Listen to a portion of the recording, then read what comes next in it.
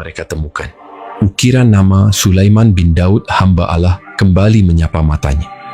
Lalu ia memandang ke ayat dalam Quran yang menyebut nama yang sama dengan peran yang persis. Seorang raja yang memerintah atas manusia dan jin. Bukankah ini lebih dari sekadar kebetulan? Logika dalam dirinya mencoba membantah. Mungkin itu rekayasa, mungkin ukiran itu hasil penambahan pada masa-masa akhir. Mungkin peta tua itu hanya dongeng. Namun, bukti material yang mereka lihat bukan sembarangan.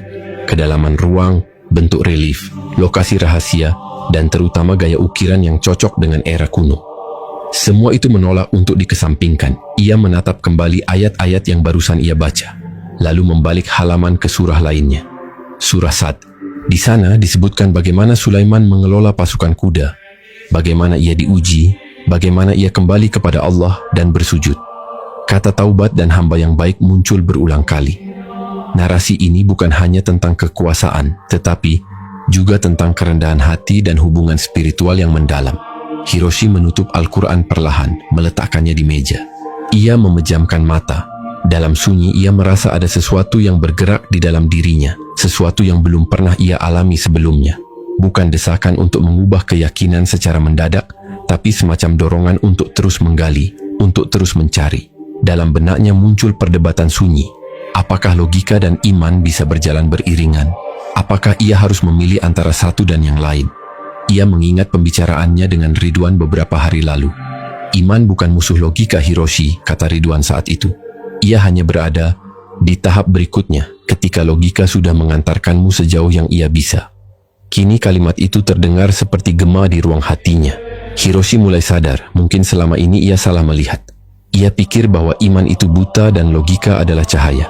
Tapi kini, logika justru telah menuntunnya pada pintu yang hanya bisa dibuka dengan kunci bernama iman. Namun ia belum siap masuk. Ia hanya berdiri di ambang pintu itu, mengintip ke dalamnya, mencoba memahami isi ruang yang asing namun memikat. Tapi ia tahu, jika langkah berikutnya diambil, hidupnya tidak akan pernah sama lagi.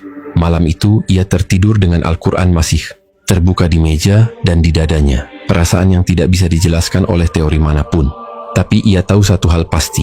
Ia telah menemukan jalan baru, dan jalan itu tak akan pernah kembali ke arah yang lama. Sinar matahari pagi menyelinap masuk melalui tirai jendela kamar kerja Hiroshi di Tokyo. Di hadapannya, layar laptop memunculkan rentetan email baru. Sebagian besar berisi kecaman, kritik pedas, dan bahkan ejekan terbuka dari sesama akademisi yang dulu pernah mengaguminya. Judul-judulnya tajam, menyakitkan, dan tanpa ampun.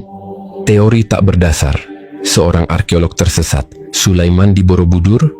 Sebuah lelucon pseudo-ilmiah. Hiroshi Nakamura telah kehilangan rasionalitasnya. Hiroshi menyandarkan punggungnya di kursi, matanya lelah. Ia sudah menduga ini akan terjadi.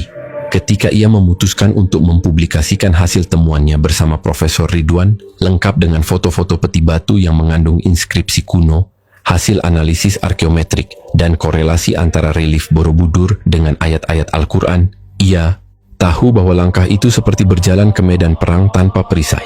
Namun, membaca langsung kata-kata cemooh dari kolega-kolega yang dulu menghormatinya tetap menyakitkan. Banyak yang menyebutnya fanatik, sebagian lagi menganggapnya telah dikendalikan oleh agenda agama tertentu. Bahkan institusi tempatnya mengajar mulai menyelidiki integritas akademiknya. Salah satu email dari dekan fakultas berbunyi, "Kami meminta Anda meninjau ulang publikasi Anda dan mengklarifikasi bahwa ini bukan temuan arkeologis resmi melainkan spekulasi pribadi." Di tengah derasnya penolakan itu, ada satu hal yang tetap